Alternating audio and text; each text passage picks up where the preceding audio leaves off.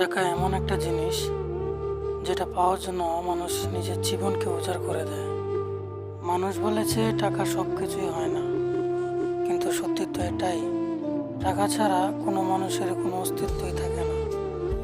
হাসপাতালে থাকা অসুস্থ মানুষটা জীবন বাঁচা মরার সাথে লড়াই করে চলেছে, কিন্তু ডক্টরের প্রথম কথাই হলো আগে টাকা জমা করো, তারপর চিকিৎসা। স্কুলে পড়তে গেলেও টাকা, কলেজে পড়তে গেলেও টাকা, আর চাকরিতে সম্মান টাকার কাছেই হার মেনে যায়।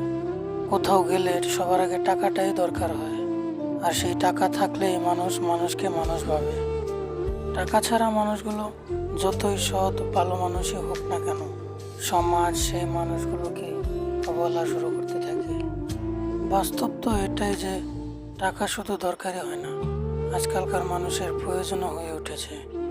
যার কাছে টাকা আছে সেই ঠিক, সে সব থেকে বড় এবং সে সবচেয়ে বেশি সম্মানী একজন লোক। তার সত্যগুলোকে সহজে মিথ্যা বানানো যায় এবং মাটি চাপা দেওয়া যায়।